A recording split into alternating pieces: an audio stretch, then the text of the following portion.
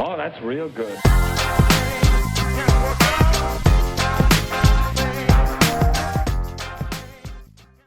Hello everyone, and welcome to our channel Penny Lesson.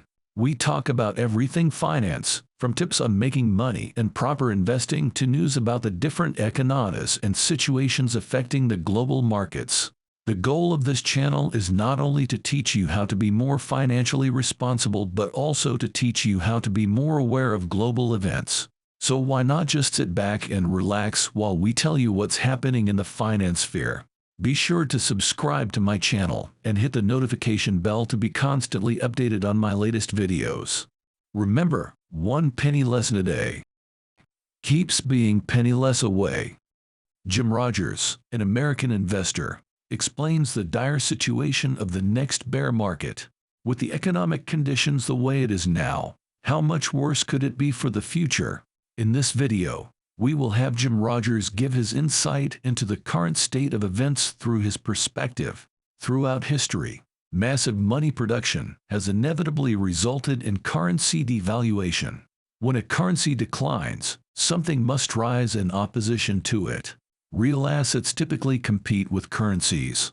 In my opinion, we could see an increase in the cost of genuine products. But once more, you must take into account both the supply and demand sides of the situation. However, if you print a lot of money, its value will decline, and something else value will rise about it. China is still in debt. China had a lot of money in 2008.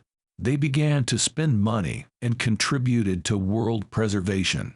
Even China is in debt now. Insolvencies are going to occur in China. The upcoming bear market will be a nightmare. The United States is the largest debtor country in world history. Whoever stops purchasing our treasury bonds, we have a problem. Even if individuals keep purchasing our treasury bonds, we still have a problem.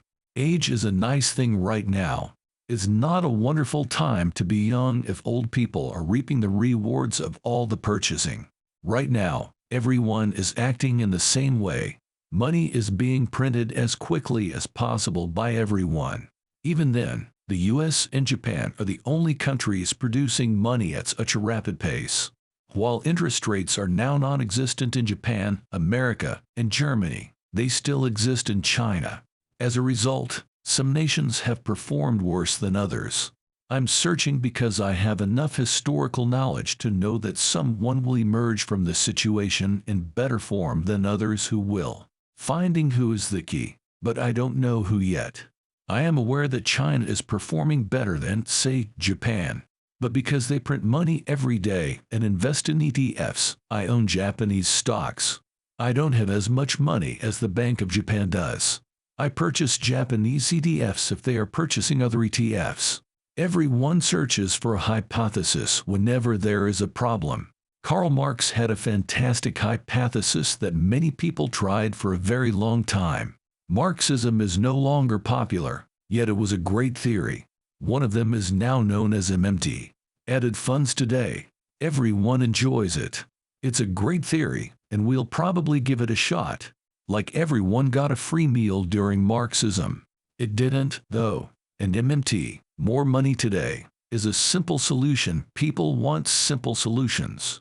The Federal Reserve, the nation's central bank, is now allowed to purchase other assets legally, and when things get really bad, it'll do all in its power to protect itself.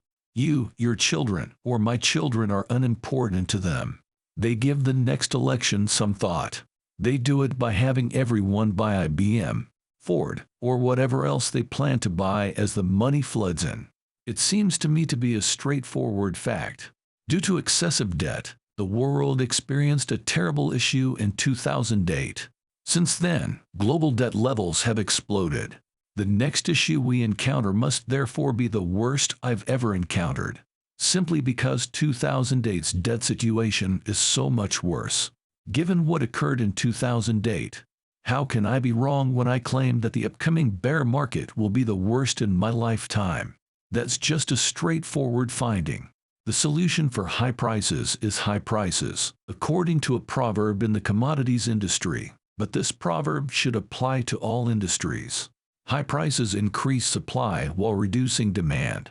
The second element of the adage is that low prices are the cause of low pricing. People buy more when prices are low for an extended period and stop producing.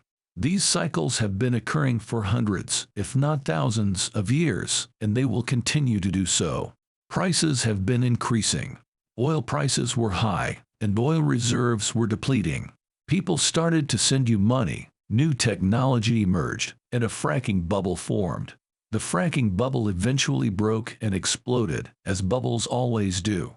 Although fracking is still practiced, it must now be profitable. Therefore, except for fracking, which is no longer a bubble, no oil reserves continue to drop. In terms of commodities specifically, there was a significant boom. Oil increased from being free to $150 per barrel. However, it has returned to being whatever it was.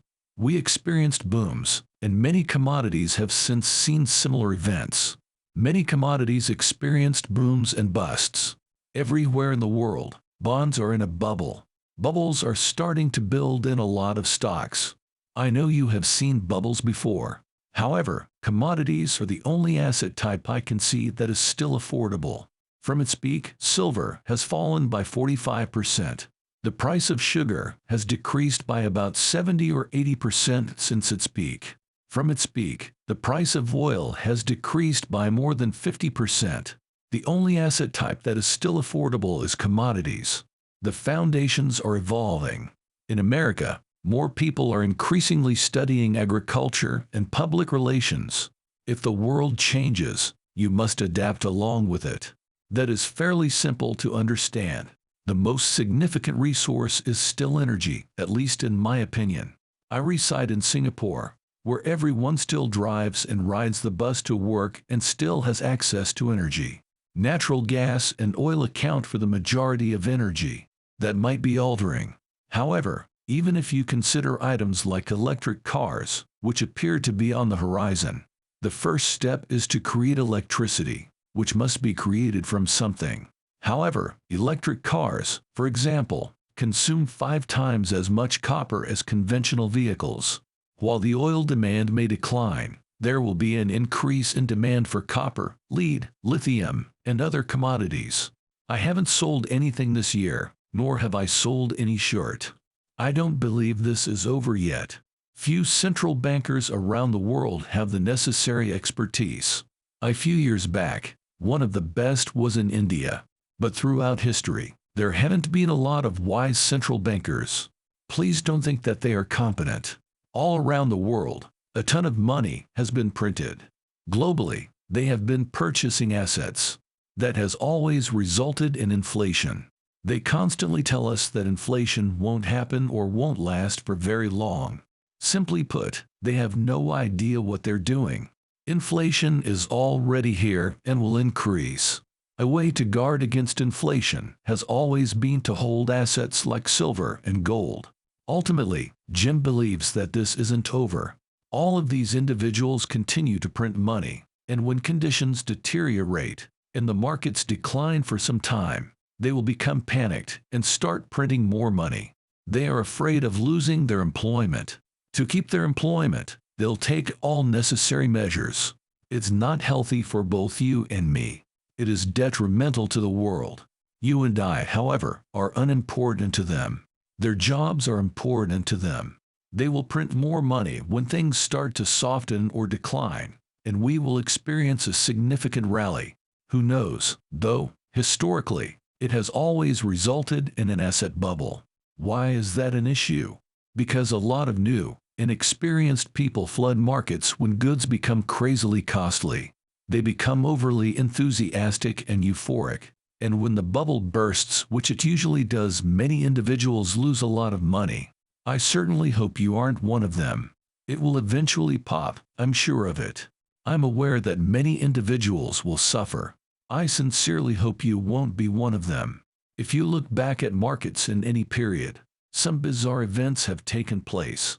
If you think back to the 1990s, the Nasdaq's whole index ultimately quadrupled in value in just 6 months. And that's how it always is. If people notice something rising, they get ecstatic and jubilant. They want to dive in because they don't want to miss it. This leads to these bizarre movements. It's sometimes referred to as a blow-off in America. The market blows off, rising quickly as a result. That will probably happen again, in my opinion. It will undoubtedly happen once more when they resume printing because it has frequently occurred in markets. Everyone feels safe because they believe that the central bank will protect us when things are bad, and it intervenes by printing more money. However, that is the time you should start to worry. There you have it. Quite possibly the scariest bear market in history. What do you think of Jim's sentiments? Do you agree? Let me know your thoughts in the comments below. Wow, was that news? Why not ponder it? Want to know the latest? Comment if you want more articles like this. This video is just one of many videos on my channel that brings you the latest news about the world of global finance and economics. So go hit that subscribe button if you don't miss out on content like these. If you enjoyed this video, please hit the like button. Thank you for all your support, and I'll see you again next time. Remember, one penny lesson a day keeps being penny less away. Cheers.